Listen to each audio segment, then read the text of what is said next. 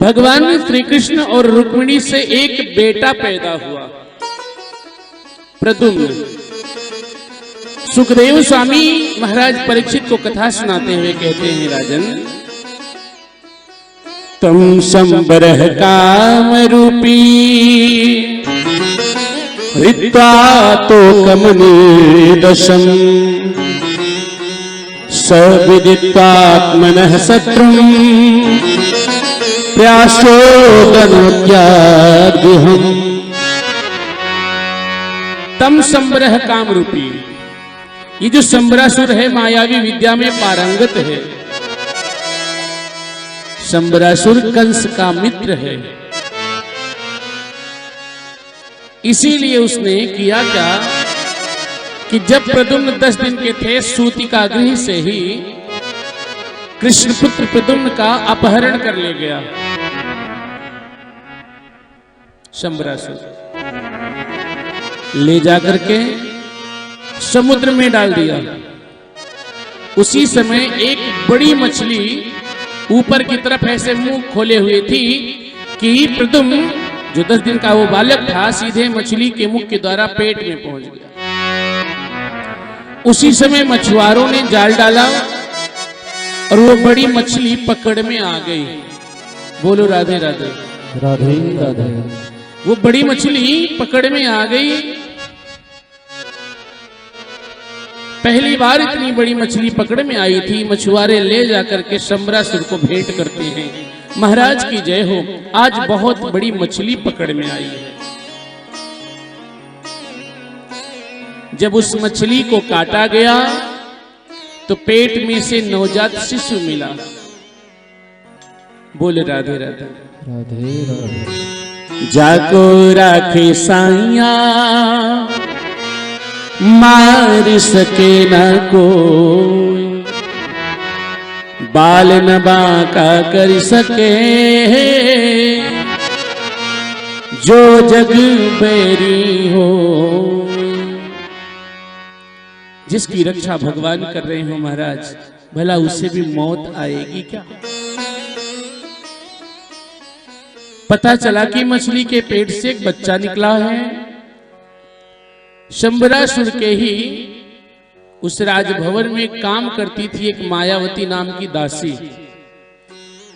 इस बालक को मायावती के सुपुर्द कर दिया गया, इसकी देखभाल तो कर, इसकी संभाल तो कर। अब मायावती प्रद्युम्न का लालन पालन करने लगी। एक दिन की बात, देवर्षि नारद का आगमन होता है और देवर्षि नारद मायावती से कहते हैं, देवी ये जो बालक है ये तेरा पति है, तुम हो रति और ये है तुम्हारा पति कामदेव। घटना तब की है जब ताड़कासुर का अत्याचार बढ़ा। ताड़कासुर को वरदान था कि ताड़कासुर को शिव जी का पुत्र ही मार सकता है और वो भी 6 दिन का होगा, वो मारेगा। शिव और सती में अलगाव हो गया था, आपको पता है। सती ने अपने तन को भस्मीभूत कर लिया था। ताड़कासुर इसलिए वरदान मांगा था कि शिव दूसरा विवाह करेंगे नहीं, और जब विवाह नहीं करेंगे तो बच्चा नहीं होगा और मैं मरूंगा नहीं। लेकिन विधि का विधान अटल है प्यारे। जैसे जन्म सत्य है वैसे मरना भी सत्य है। आप थोड़ी देर के लिए भगवान को ना मानो कि भगवान भी होते हैं। मैं जबरदस्ती नहीं मनवा रहा हूं आपको कि भगवान को आप मान ही लो, लेकिन मृत्यु को तो मानना ही पड़ेगा महाराज। मृत्यु स्वीकार तो करनी ही पड़ेगी। बोलो राधे राधे राधे राधे।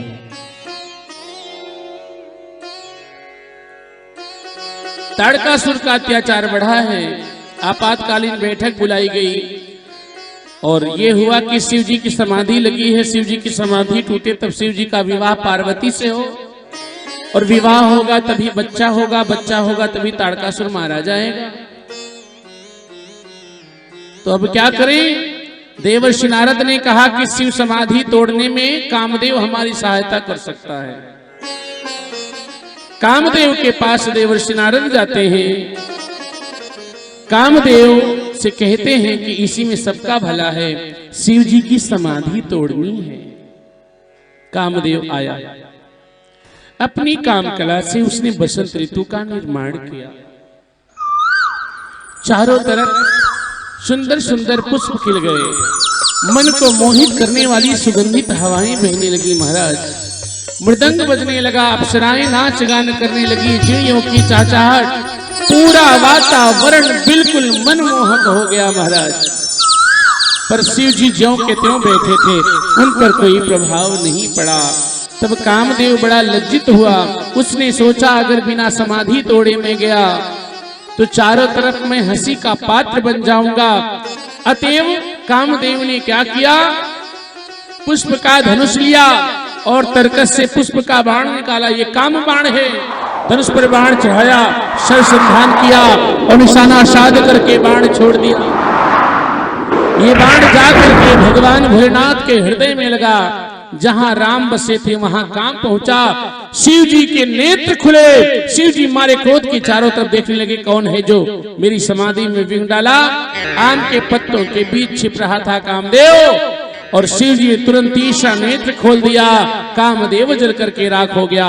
हर हर महादेव। तब शिव तीसर नयन उघारा, चितवत काम भयों जरी छारा। कामदेव जल करके राख हो गया। शिव जी का क्रोध शांत नहीं हो रहा था। तब देवता भागे भागे गए कामदेव की पत्नी रति के पास और बोले, देवी शिव जी ने तुम्हारे पति को भस्मीभूत कर दिया। रति रोती बिलकती देवाधिदेव महादेव की शरण में आती है। अपने पति की राख को अपने तन में लगाने लगी और कहने लगी, सरकार आप सभी सतियों के सुहाग के रक्षक हैं, सभी सुहागिनों के सुहाग के रक्षक आप हैं, पर मेरे सुहाग के भक्षक क्यों बन गए। हे प्रभु, जैसे मेरे पति को जलाया है वैसे ही मुझे भी जला दो। मैं किसके सहारे जीऊंगी, किसके लिए जीऊंगी। वो शिव जी जो बड़े क्रोध में थे अब करुणावतारम हो गए महाराज। शिव जी को क्या कहा गया है, करुणावतारम। आप लोग गाते भी हैं ना, कर्पूर गौरम करुणावतारम संसार सारम भुजगेंद्रहारम। कर्पूर गौरम करुणावतारम संसार सारम भुजगेंद्रहारम। कर्पूर गौरम करुणावतारम संसार सारम भुजगेंद्रहारम। कर्पूर गौरम करुणावतारम संसार सारम भुजगेंद्रहारम। सदा वसंतम हृदयारविंदे, सदा वसंतम हृदयारविंदे, भवं भवानी सहितं नमामि। कर्पूर करुणावतारम संसार सारम भुजगेंद्रहारम। कर्पूर करुणावतारम संसार सारम भुजगेंद्रहारम भुजगेंद्रहारम भुजगेंद्रहारम। बोलो शंकर भगवान की जय हो। भगवान भोलेनाथ करुणावतारम है। करुणा जाग गई और भोलेनाथ ने कहा, देवी दुखी ना हो, मैंने तेरे पति के तन को जलाया है। मैंने काम को नहीं जलाया है, बल्कि कामदेव के तन को जलाया है। जब जदुवंश कृष्ण अवतारा, होई हरनि महामहि भारा।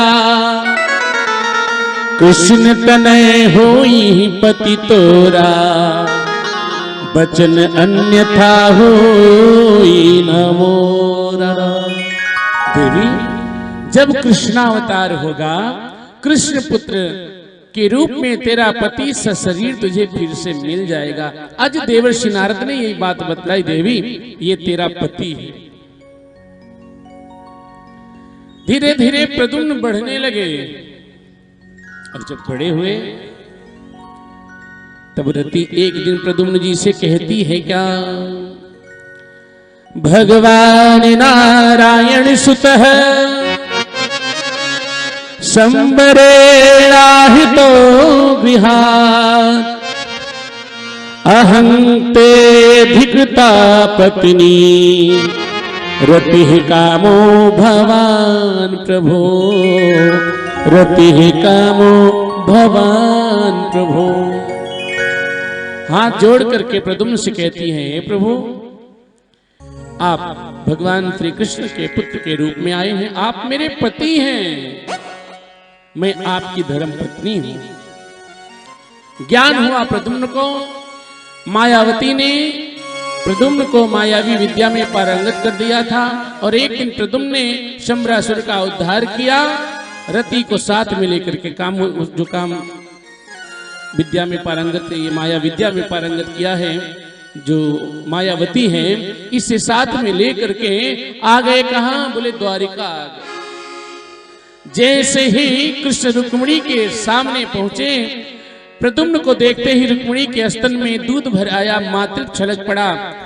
भगवान श्री कृष्ण से कहने लगी, सुनो जी, ऐसा लगता है जैसे मेरा बेटा आ गया हो। बाद में सत्यता का बोध हुआ। भगवान श्री कृष्ण माता रुक्मिणी दोनों बहुत ही प्रसन्न हुए। बोलो द्वारिकाधीश भगवान की जय हो।